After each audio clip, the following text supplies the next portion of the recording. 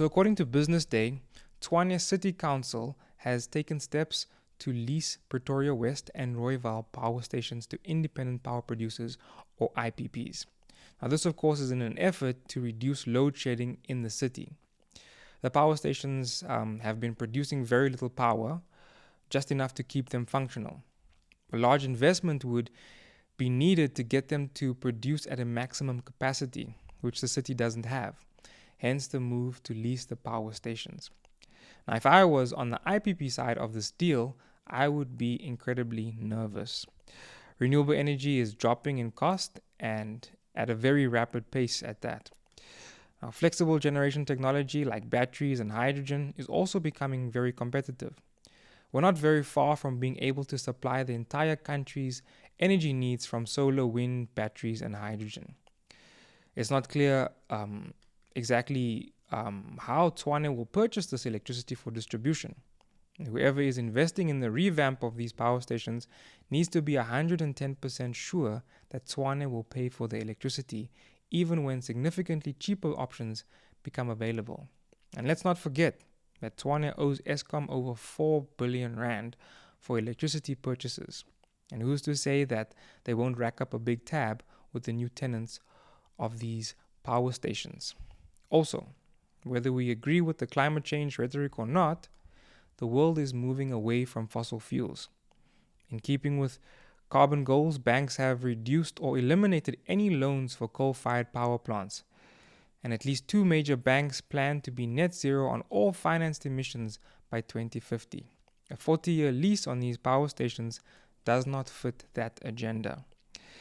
In light of the current financial and environmental atmosphere, again I say, I'd be nervous to be on the IPP side of this deal.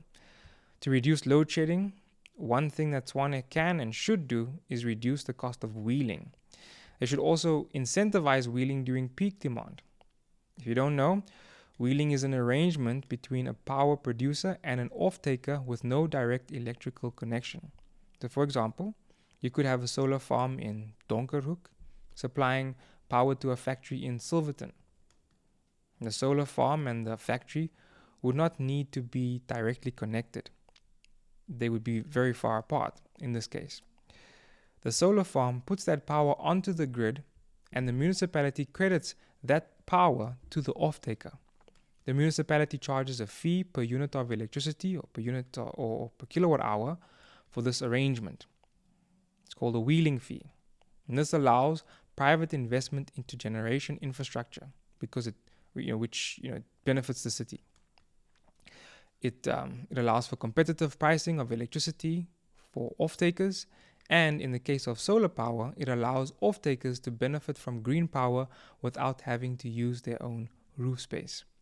Now, Tshwane currently charges about 72 cents per kilowatt hour wheeled. That's their wheeling fee. If you have a solar plant producing power at, let's say, 50 cents per kilowatt hour, this brings the total cost to at least R1.23. Plus, as an IPP, you still would want to add a markup to this to make a profit. Depending on the time of day and the time of year, this cost is far higher than some of Tshwane's electricity tariffs. And no off-taker would want to buy electricity at a higher price than what Tshwane charges. And no IPP would build a plant without any customers. So if Tshwane reduced the wheeling fee, we would see more power plants go up. In addition, if wheeling during peak times was particularly cheaper, these power plants would be built to supply that need. The overall effect would be increased total capacity and less load shedding. So I'm really interested to see what becomes of these power stations. And who knows, perhaps the IPPs have some tricks up their sleeves that will bring a positive change to the city's situation. So let's keep an eye on that.